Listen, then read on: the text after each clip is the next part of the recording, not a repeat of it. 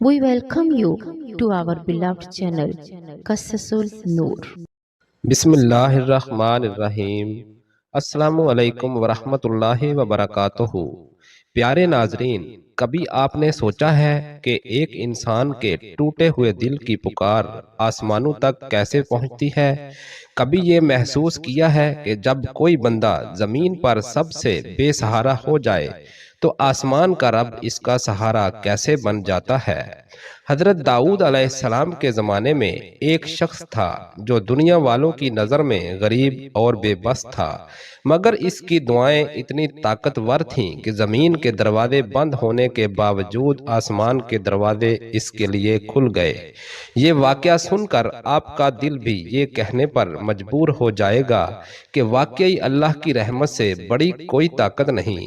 حضرت داؤد علیہ السلام کے زمانے میں ایک شخص رہتا تھا جو بظاہر سب لوگوں کی نظروں میں ایک عام انسان تھا۔ نہ اس کے پاس مال تھا، نہ جاہ و حشمت، نہ دنیاوی سہارے، لیکن اس کے پاس ایک دولت تھی جو دنیا کے بڑے بڑے بادشاہوں اور مالداروں کے پاس بھی نہیں تھی، اور وہ تھی یقین اور اللہ پر بھروسہ۔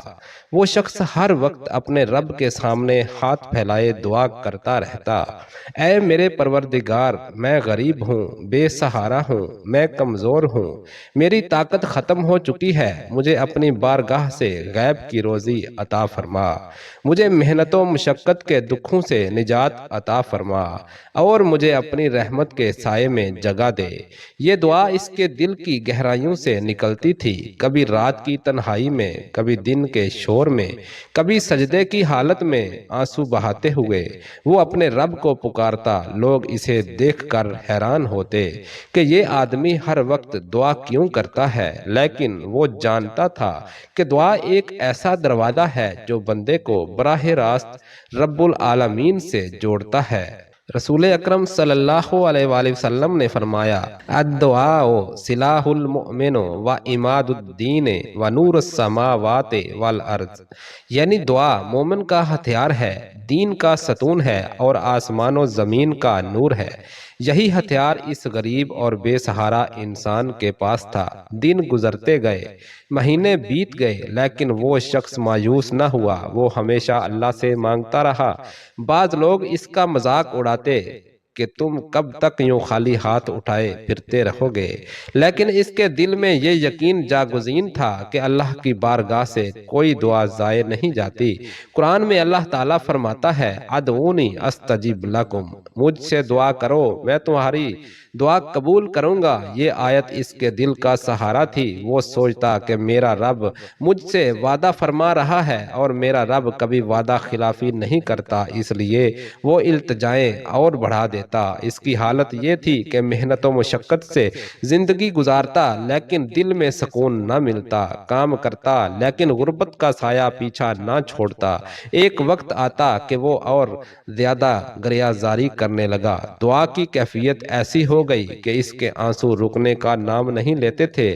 رسول اکرم صلی اللہ علیہ وآلہ وسلم نے فرمایا، ان اللہ لا یملو حتی تملو، یعنی اللہ اس وقت تک نہیں تھکتا جب تک بندہ دعا مانگتے مانگتے تھک نہ جائے۔ یہ شخص بھی نہیں تھکا، وہ مسلسل دعا کرتا رہا۔ آزمائش کی شدت بڑھتی گئی لیکن اس کے دل کا یقین بھی مضبوط ہوتا گیا۔ وہ اپنے رب سے کہتا، اے اللہ، اگر تو چاہے تو ایک لمحے میں میری حالت بدل سکتا ہے، تیرے لیے کچھ بھی مشکل نہیں، میں نے تیرے سوا کسی کے در پر ہاتھ نہیں پھیلایا، نہ کسی سے مانگا۔ یہ اخلاص اور صبر اللہ کو بہت پسند آیا۔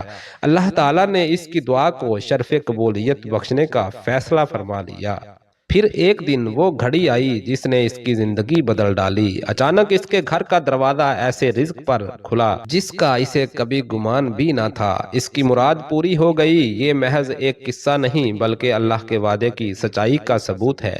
جو شخص سچے دل سے رب کو پکارتا ہے وہ کبھی محروم نہیں رہتا۔ جب اس غریب شخص کی دعا پوری ہوئی اور اس کے گھر کے دروازے پر اچانک غیب سے رزق آیا تو وہ حیران رہ گیا۔ برسوں کی محنت اور مشقت کے باوجود جو سکون اسے نہ ملا تھا، ایک لمحے میں اللہ تعالیٰ نے اس کے لیے آسانیاں پیدا کر دیں۔ اس کے دل سے پہلی صدا یہ نکلی، الحمدللہ۔ اس نے اللہ کے حضور سجدہ شکر ادا کیا اور روتے روتے کہا، اے پروردگار، میں نے تجھ سے مانگا، تو نے مجھے نواز دیا، میں نے صبر کیا، تو نے مجھے رحمت سے ڈھانپ دیا۔ یہ واقعہ ہم سب کے لیے ایک پیغام ہے کہ دعا کبھی راہ گاں نہیں جاتی، کبھی دعا فوراً قبول ہو جاتی ہے، کبھی دیر سے، اور کبھی اس کا بدلہ آخرت کے لیے بچا لیا جاتا ہے۔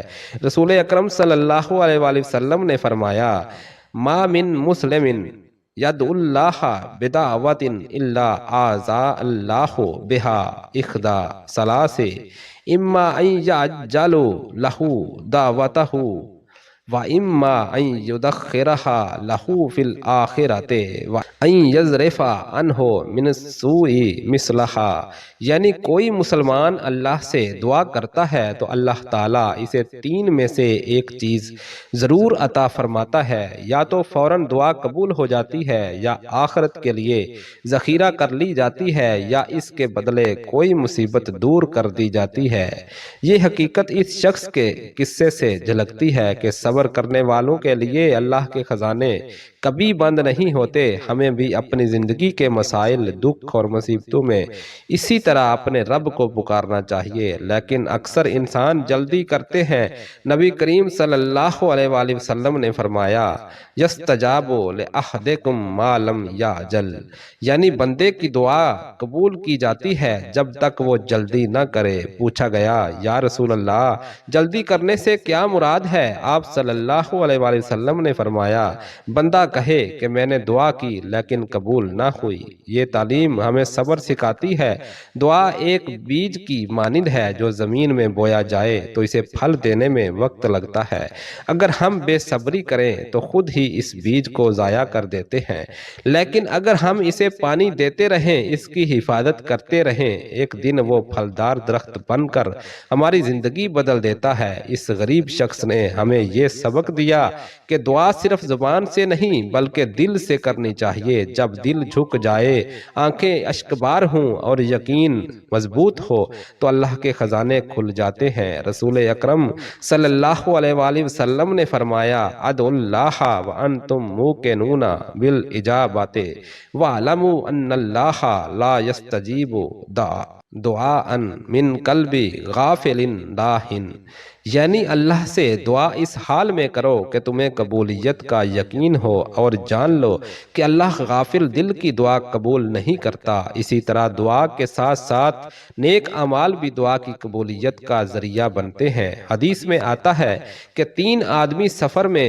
ایک غار میں پھنس گئے۔ ہر ایک نے اپنی نیکیاں بیان کر کے اللہ سے دعا کی۔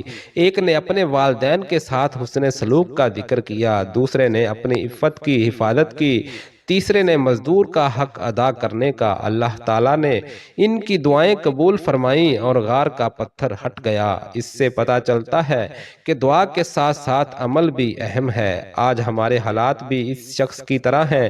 غربت، مشکلات، پریشانیاں، بیماریاں، قرضے، معاشرتی مسائل، یہ سب ہمیں گھیرے ہوئے ہیں، لیکن اگر ہم دعا کو اپنا ہتھیار بنا لیں، اللہ پر بھروسہ کر لیں اور صبر اختیار کریں تو یقیناً ہمارے دروازے بھی کھل جائیں گے۔ یاد رکھیں کہ دعا صرف مانگنے کا نام نہیں بلکہ دعا ایک تعلق ہے۔ دعا کے ذریعے بندہ اپنے رب سے قریب ہو جاتا ہے۔ رسول اکرم صلی اللہ علیہ وآلہ وسلم نے فرمایا، اقرب ما یکون العبد من ربہ وہو ساجد فاکثروا دعا، یعنی بندہ اپنے رب کی سب سے قریب اس وقت ہوتا ہے جب وہ سجدے میں ہو، پس کثرت سے دعا کرو۔ یہی راز اس شخص کی دعا میں تھا۔ وہ بار بار اپنے رب کو پکارتا تھا اور جب اللہ کی رحمت جوش میں آئی تو اس کے لیے وہ دروازہ کھل گیا جس کے بارے میں اس نے کبھی سوچا بھی نہ تھا۔ قرآن میں اللہ تعالیٰ فرماتا ہے، وَمَن يَتَّقِ اللَّهَ يَجْعَل لَّهُ مَخْرَجًا وَيَرْزُقْهُ مِنْ حَيْثُ لَا يَحْتَسِبُ، یعنی جو اللہ سے ڈرتا ہے اللہ اس کے لیے راستہ نکالتا ہے اور اسے ایسی جگہ سے رزق دیتا ہے جہاں سے اس نے کبھی گمان بھی نہ کیا ہو۔ یہی آیت اس شخص کی زندگی میں حقیقت بن گئی، اور یہی آیت آج ہمارے لیے بھی امید کا پیغام ہے۔ ہمیں بھی چاہیے کہ ہم دعا، صبر اور اللہ پر توکل کا اپنا سہارا بنائیں۔ آخر میں یہ بات یاد رکھیں کہ دعا صرف دنیاوی حاجات کے لیے نہیں ہونی چاہیے، بلکہ ہمیں اپنی آخرت کے لیے بھی دعا کرنی چاہیے۔ رسول اکرم صلی اللہ علیہ وآلہ وسلم نے فرمایا، اکثر یہ دعا فرمایا کرتے تھے، ربنا آتنا فی الدنیا حسنۃ وفی الآخرۃ حسنۃ وقنا عذاب النار، یعنی اے ہمارے رب، ہمیں دنیا میں بھی بھلائی دے اور آخرت میں بھی بھلائی دے، اور ہمیں جہنم کے عذاب سے بچا۔